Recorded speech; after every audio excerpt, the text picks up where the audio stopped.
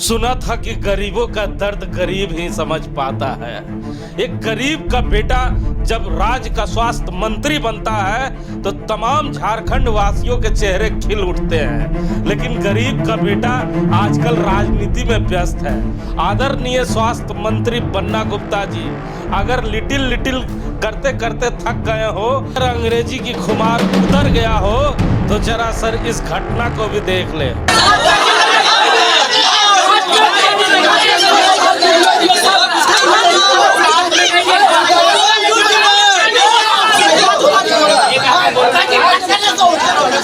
बोकारो की ये घटना शर्मसार कर देने वाली घटना है। बोकारो में इंसानियत किस कदर मरती जा रही है, इसकी ताजा तरीन तस्वीर ये घटना है, जिसको स्वास्थ्य मंत्री जी को एक बार जरूर संज्ञान में लेने की कोशिश करनी चाहिए।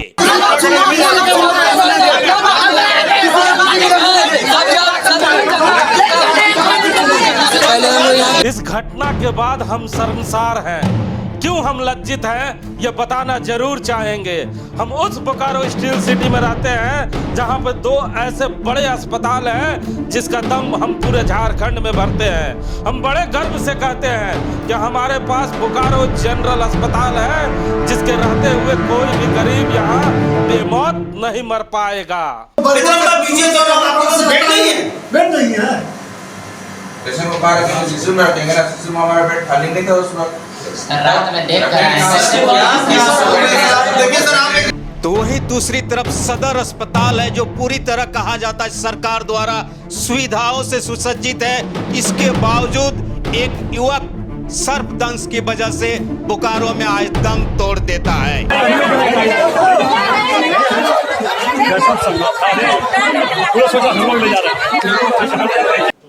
मंत्री जी, आप समझ ही गए होंगे कि हम क्या बताना चाहते हैं। झारखंड में स्वास्थ्य व्यवस्था का दम भरने वाले आदरणीय मंत्री बन्ना गुप्ता जी, ये तस्वीरें देखने के बाद आप भी लज्जित जरूर हो गए होंगे कि एक मजदूर रात भर हॉस्पिटल खेलता है, लेकिन उसे बचाने वाला कोई नहीं। जिसे भगवान मानता है, जिसे दुनिया भगवान मानती है, जिन डॉक्टरों को भगवान माना जाता है, वो डॉक्टर इस नौजवान को मरने के लिए सड़कों पे छोड़ देता है। जी हाँ, सड़कों पे छोड़ देता है। 9 का विकास कुमार है, जिसे रात में सांप काट लेता है और वो दौड़े दौड़े बोकारो जनरल अस्पताल आता है, जहां पे भगवान रूपी डॉक्टर बैठे रहते हैं और वो कहते हैं कि हमारे पास बेड नहीं है, वो आप सदर चले जाएं। वो लड़का यहां से चलकर सदर अस्पताल पहुंचता है और सदर अस्पताल में भी भगवान रूपी डॉक्टर कहते हैं कि हमारे यहाँ भी बेड नहीं है, आप रिम्स चले जाएं, आप मुस्कान चले जाएं। अब आप बताइए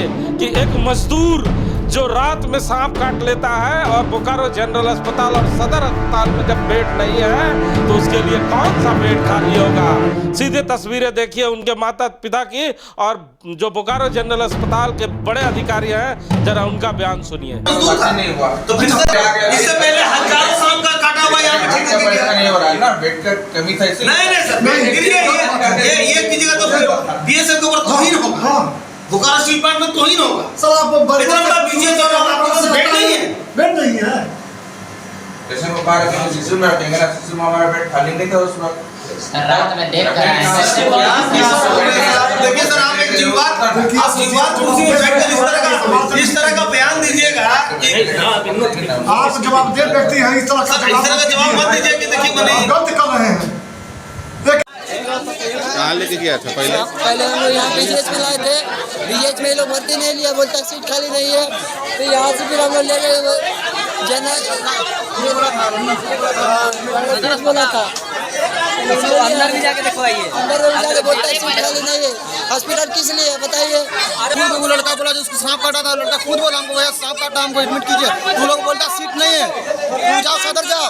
सदर से हम लोग गए, रिम से भेजा, रिम से फिर दिया मुस्कान, फिर यहाँ भेज दिया। भी फैसला करिए कि बोकारो स्टील सिटी और बोकारो स्टील प्लांट जो अपने मजदूरों के लिए भी सीट खाली नहीं करा पा रहा है, वो हमारी और आपकी सुरक्षा कैसे करेगा? कैसे बोकारो जनरल अस्पताल पर हम विश्वास करें? जो प्लांट में काम करने वाले मजदूर जिसे रात में सांप काट लेता है, जब इतने बड़े अस्पताल में पहुंचता है तो डॉक्टर उसके इलाज करने के बजाय रात में उसे मरने के लिए छोड़ देते हैं। हमारे साथ राम नारायण शर्मा है। शर्मा जी, इस खबर को सुनने के बाद कितना मर्माहत आप हैं कि हमारे पास दो बड़े अस्पताल हैं और एक मजदूर जो बीएसएल प्लांट में काम करता है, जिस मजदूर को बचाने में बोकारो जनरल अस्पताल अपना व्यक्त कर रहा है।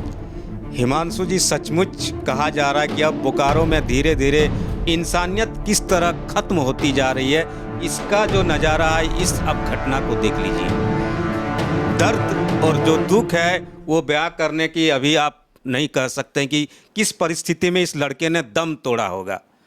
अस्पताल, जैसा कि आपने बताया, अस्पताल खेलते खेलते ये जो जहर है इसके शरीर के पूरे भागों में फैल जाता है और उसी तरह पैदल चलकर एक बार फिर वो उम्मीद लेकर हमारे सबसे बड़े हॉस्पिटल, जिसको कहा जाता है कि कोलकाता और दिल्ली के बीच अगर सबसे बड़ा कोई हॉस्पिटल कभी हुआ करता था वो बोकारो जनरल हॉस्पिटल हुआ करता था, उस हॉस्पिटल के दर में, उसके दरवाजे में आकर वो बच्चा दम तोड़ देता है। इससे शर्मनाक घटना और इससे दुखदायी घटना क्या हो सकती है हिमांशु जी, आप समझ सकते हैं। एक 26, 28, 30 साल का लड़का जो काम करता है बोकारो स्टील प्लांट में, ठेकेदारी में मजदूरी करता है, अचानक सांप की चपेट में आता है और उस समय सबसे ज़्यादा उम्मीद जिन डॉक्टरों पर होती है, उन्होंने क्या कुछ किया इसका ताज़ा मिसाल है हमारे बोकारो जनरल हॉस्पिटल और सदर हॉस्पिटल, जिन्होंने इस बच्चे को बचाने की जगह मरने के लिए विवश कर दिया। अच्छा, जहां हमारे स्वास्थ्य मंत्री लिटिल करते रहते हैं, अंग्रेजी बोलते हैं और किसी भी जब बयान को देते हैं तो कॉन्फिडेंस से देते हैं और बार बार कहते हैं कि हमें कोई खरीद सकता है क्या, बड़ी बड़ी बातें बोलते हैं। एक मजदूर के बच्चे को बचाने में उनका अस्पताल असमर्थ रहा, इस समय क्या कहना चाहे? जी बिल्कुल, हमारे जो स्वास्थ्य मंत्री है बन्ना गुप्ता जी हमेशा कई शेरो शायरी आपको सुनाएंगे, ट्विंकल ट्विंकल लिटिल स्टार, अलग अंदाज होता है,